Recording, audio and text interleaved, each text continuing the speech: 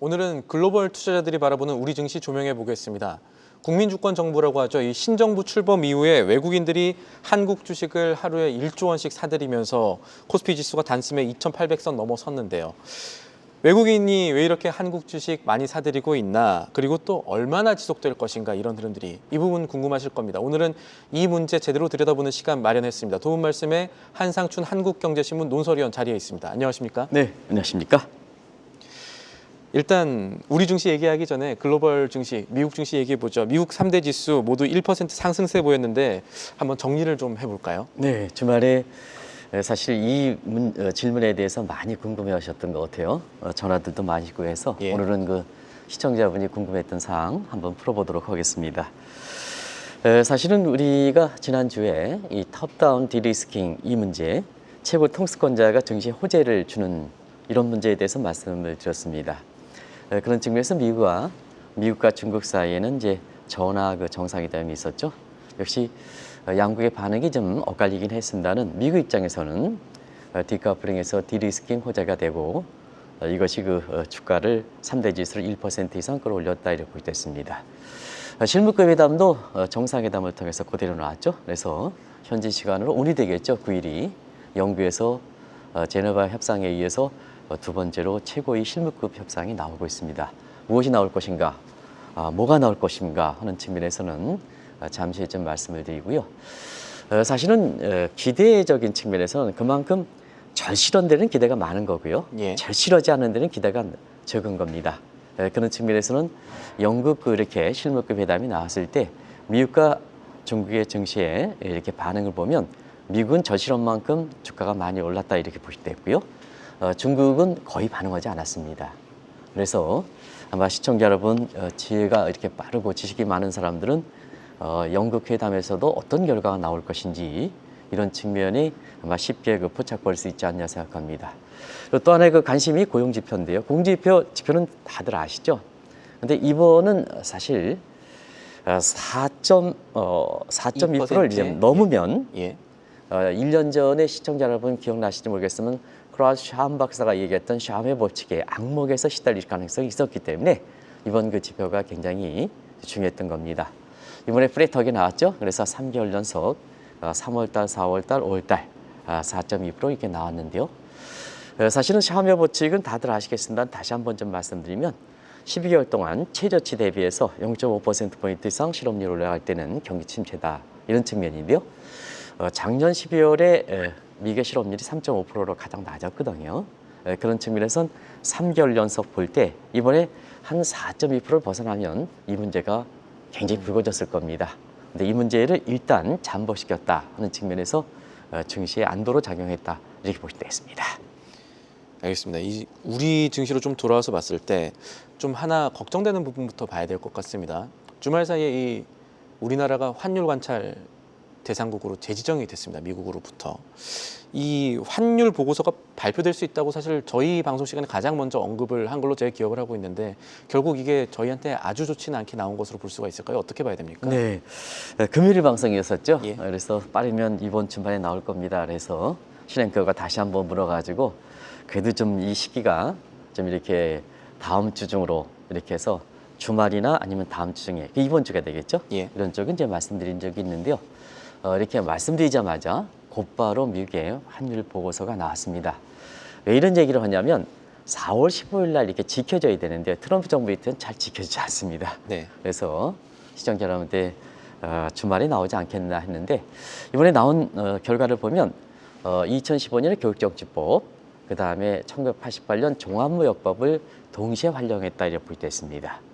그런 과정에서 보면 작년 10월에 사실 트럼프 당선 직전에 발표했던 보고서 내용에 비해서는 전반적으로 더 강해졌다 이렇게 평가가 나오고 있다 이렇게 보겠습니다.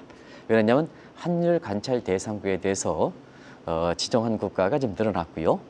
중요한 건 우리 입장에서 지금 신은거도 말씀해 주셨습니다는 동아시아 국가에 대해서는 어떻게 이번에 보고서에서 나올 것인가 하는 측면인데요. 동아시아 국가 중에서는 비교적 일본과 대만에 대해서는 또 베트남에 대해서는 좀 온건적이었습니다.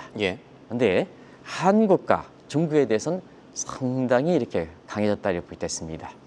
한국에 대해서 여러 가지 내용인데요. 그중에 이제 원문을 보니까 국민연금과 통화사업을 통해서 외환시장 개입헌 문제, 이 문제에 대해서 지적을 했습니다. 향후에 그 MPC와 관련해서는 종합적으로 한번 검토해 드릴 거고요. 이 문제가 변수가 되지 않느냐.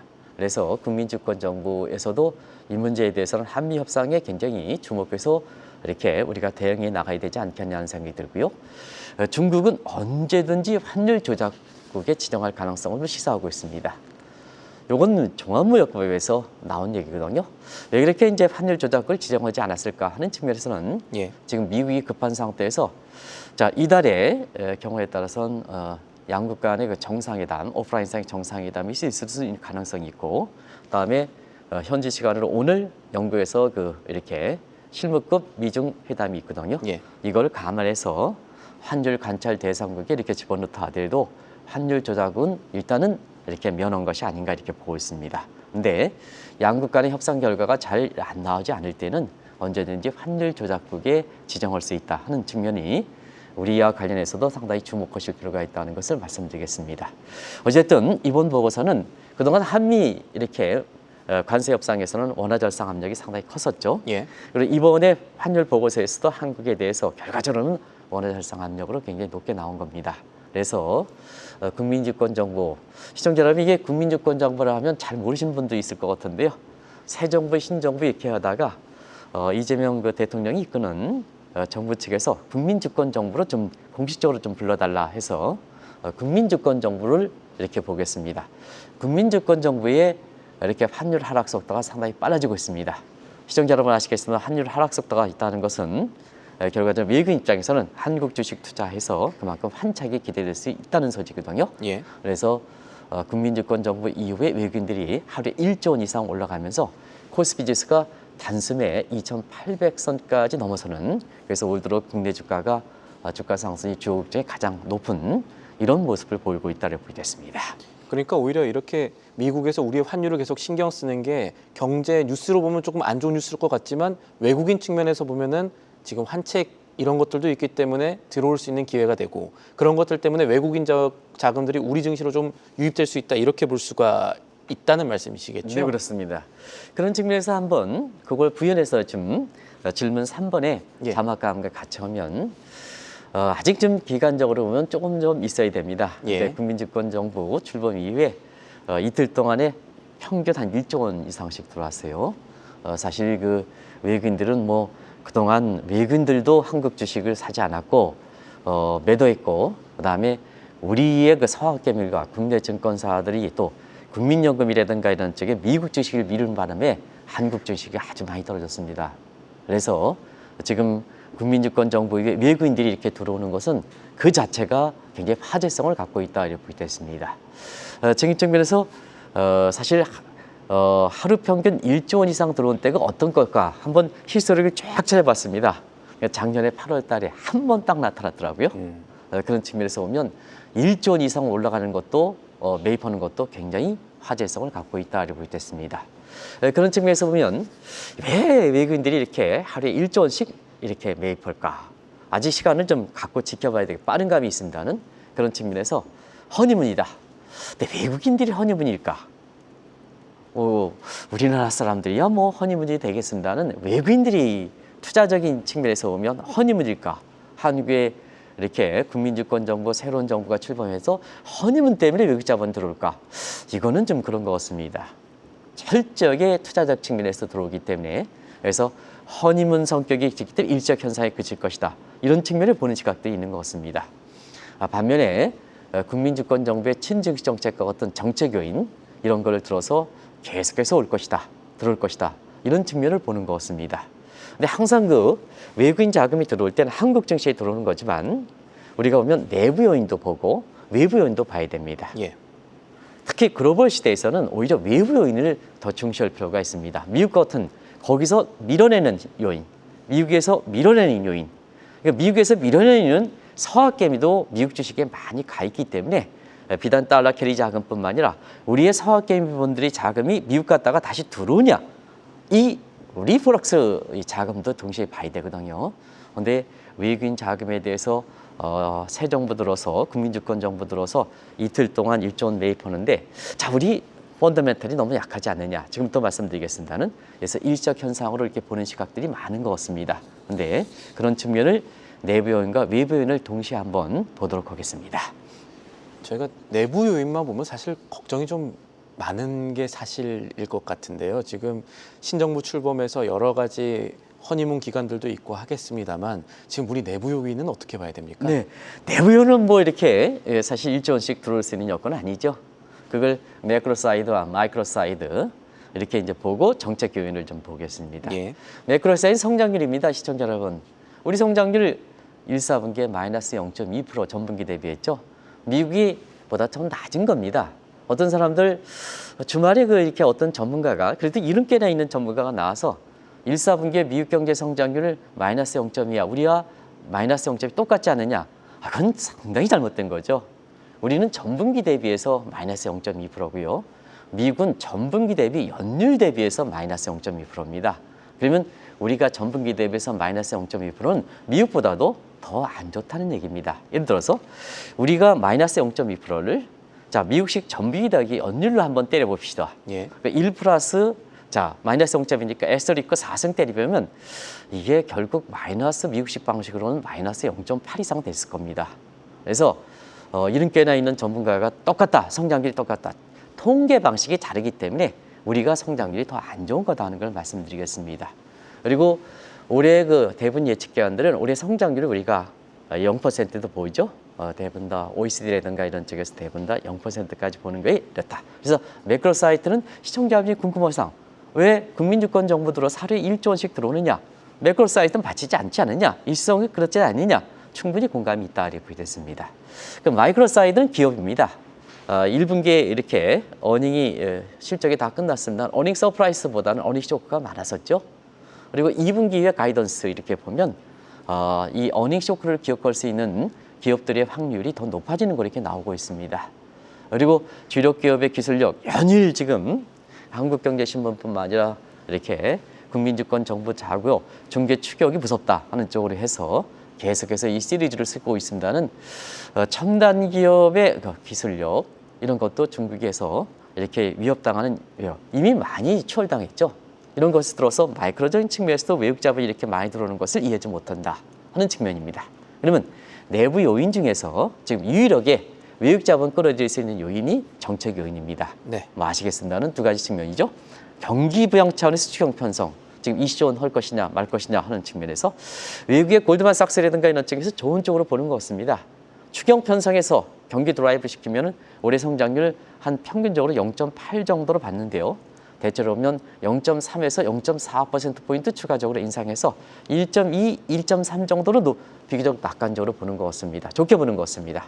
그리고 지금 상법 개정이라든가 이런 걸 통해서 현 정부가 친증시 정책 취하는 것도 정책적으로 외국 자본이 들어올 수 있는 우리 내부 요인이다 하는 것을 말씀드리겠습니다.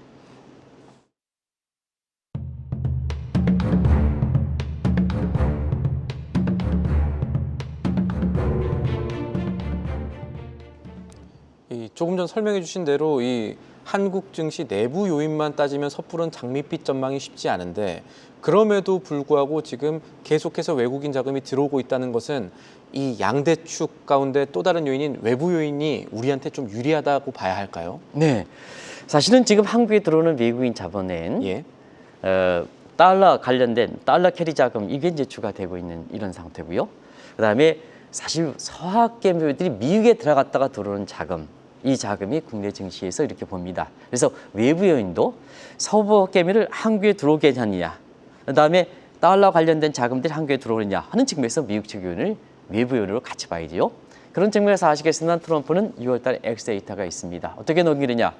지금 관세를 통해서 초창기에 이것을 넘기겠다는 것이 관세 정책이 플랜 A가 실패를 했죠. 예. 오히려 국제 텐트럼이라든가 국채 금리가 상승해서 엑스데이터에 관련된 가능성을 더 높였다 이렇게 보이겠습니다. 이런 가운데 조세감면법이 추진돼서 이번 주에는 아마 이게 상원이 통과돼서 트럼프 대통령이 이렇게 서명할 거로 보입니다. 그러면 엑스데이터가 어떻게 될 것이냐? 이 판국이 무슨 조세감면이냐 하는 측면에서 관세 비로 플랜 B로 이렇게 보완시키겠다 하는 측면이고 국제시장에 이렇게 발작 현상이라든가 금리 안정을 시키기 위해서 이렇게 스테이스 QE까지 추진하겠다 하는 것을 지난주에 방송해 드렸습니다. 근데 문제는 관세 프레임 B를 한다 하더라도 이것이 시간이 걸립니다. 그러다 보니까 엑스데이터는 바로 닥치고 예. 관세 프레임 B로 보완하는데 시간이 걸리죠. 그런 측면에서 보면 신앵커가 지금 미국의 주식 투자해서 투자합니다. 수익이 났습니까? 바로 때리면 재정 소비로 들어오는 거거든요. 그래서 트럼프가 외국인 주식자 자금에 대해서 이 국내 증시의 외국인이 아니라 월가의 외국인들, 한국 사람들 포함되겠죠. 주식자에 대해서 최대 20%를 때리겠다. 굉장히 센 거죠. 자, 그러면 서학개미 입장에서 한번 보겠습니다. 미국의 전통적으로 내는 세금들, 거래세라든가 양도세라든가 같이 내야 되고, 예. 그다음에 추가적으로 복수세를 20% 내야 되고, 또 원달러 환율이 떨어지면 한 차선이 겪지 않습니까? 맞습니다. 그렇지 않습니까? 그래서 그 미국 측 요인을 같이 봐야 된다는 거예요. 한국 측 요인만 보지 말고 미국 측 요인을 같이 봐야 된다. 그래야 지금 외국인들이 들어오고 국내 코스피가 어떻게 될 것이냐 하는 측면에서 상당히 관심이 있지 않냐 생각합니다. 지금 상태에서는 서학개미들 미국 주식 투자해서 환차선도 많이 겪고 미국 주식이 그렇게 썩 올라가지 않다 보니까 지금 상당히 곤혹스러울 것입니다. 그런 측면에서 복수세 20% 때려 하면 더 최대 관심사가 되겠죠. 이 문제를 한번 검토해 드리겠습니다. 시기에 따라서는 환율로만 이 100원씩 손해 보는 분들이 있을 거고요. 1,400원대 중반대에 들어오시는 분들도 있었기 때문에, 그리고 지금 말씀하신 부분 중에 귀에 쏙 들어오는 것이 이 복수세인데, 이 트럼프 정부가 궁여책으로 생각하고 있는 복수세가 오히려 미국 경제 증시에 안 좋지 않을까라는 생각을 해볼 수 있을 것 같습니다. 네, 일론 머스크와 트럼프 간에 완전히 지금 격리되는 모습을 이렇게 보면 사실 미국의 정부 부처 간에 잘 협조가 좀 잘 안 되는 것 같습니다. 왜 그럴까? 관세 프레임 A만 가지고도 이 탈미 현상이 굉장히 뚜렷했지 않습니까? 그래서 시청자 여러분 아시겠지만 셀 USA라든가 Any About USA라든가 하는 안부서라든가 이런 얘기까지 나왔죠. 근데 이 복수세를 부과한다 하면 탈미 현상은 더 촉진시킬 가능성이 높기 때문에 과연 이런 복수세가 즉흥적으로 난 거냐, 아니면 정부 부처 간에 지금 미국 경제 상황이라든가 이런 걸 조율해서 나온 것이냐 하는 측면에서는 상당히 정책 아마추어들이 정책 부처 간의 협조가 없는 상태에서 이렇게 급한 불을 끄고자 나오는 것이 아닌가 생각합니다. 경제적 측면에서 보겠습니다. 앞서 그 크라우드 샤운 법칙에 지금 임계점이 놓이는 경기 침체에 이렇게 보면 임계점이 놓은 상태에서 미국이 외국 자본이 이탈됐을 때는 어떠냐? 역자산 경제가 높습니다. 왜 그러냐면 미국은 파이낸스 리딩 인더스트리거든요. 금융 섹터가 실물을 이끄는 이런 경우가 있습니다. 그래서 대부분 예측기관들이 관세 프레임 A로 인해서 탈미 현상으로 미국 경제 성장률을 사실 1%는 낮았다는 것은 아실 겁니다. 지난주에 OECD에서 2.2%를 1.7% 낮췄지 않습니까? 대부분 다 관세에 지금까지 취했던 정책만으로도 1% 낮췄거든요. 근데 복수세를 해서 외국 자본 빠져나와서 미국 증시가 떨어지고 채권 시장 떨어지고 이렇게 될 때는 사실 역자산, 엔티-웨스 팩터에서 역자산 효과에 의해서 결과적으로 성장률이 0%대로 떨어지는 게 아니냐 하는 각도에서 결과적으로 보면 지금의 미국 경제 상황에서는 샤움의 법칙일 때 경기 침체 임계점이 있다, 또 관세 프레임에 의해서 사실 외국 자본이 이탈되고 있는데 이런 상황이라면 아무리 급하더라도 사실 엑스데이터 관련해서 복수세 부과를 이렇게 들이댈 것이냐, 이게 좀 트럼프 정부가 악유가 좀 잘 안 맞는 것 같습니다. 향후의 추이를 좀 봐야 될 것 같습니다. 왜냐? 이 악유 같은 것을 이렇게 보면 나중에 또 변화 가능성이 있기 때문에 그때마다 좀 처리하도록 하겠습니다. 쉽게 말씀드리면 복수세라는 게 중도 철회 가능성도 있을 만큼의 지금 문제를 갖고 있다, 이렇게 네, 이해하면 될 맞습니다. 것이고요. 알겠습니다. 어쨌든 이런 상황에서는 서학개미들의 고민이 좀 늘어날 것으로 보이는데, 사실 위원께서는 이 시간 통해서 미국 증시는 최근에는 단기적으로 대응한다 이렇게 말씀을 주셨는데, 지금은 투자자들은 어떻게 대응을 해야 할까요? 이 대목은 작년 12월 달에 김천 PD랑 같이 해서 최고점이 있을 때 예. 현금을 확보들의 최고점이 확보하는 겁니다. 차익 실현 강조했습니다. 근데 올해 4월 관세 직전 많은 국내 증권에 BYD라든가 CATL 중국 주식 줄 때 지금 내일 정도에 말씀드리겠습니다. BYD라든가 CATL은 부채가 많아서 제2의 헝다 사태가 우려할 정도로 지금 되는 것 같습니다. 내일 정도에 한번 말씀드리겠습니다. 심각합니다. 중국 주식 왜 삽니까? 그래서 지난 4월 중순에 4월 관세일 때 일부 그 대형 증권사에서 BYD라든가 중국 주식을 할 때 오히려 미국 주식 사세요. 그 이게 미국 주식이 나스닥이 25% 올랐고 S&P가 18% 올랐는데 상해 지수 8.8%뿐이 안 올랐지 않습니까?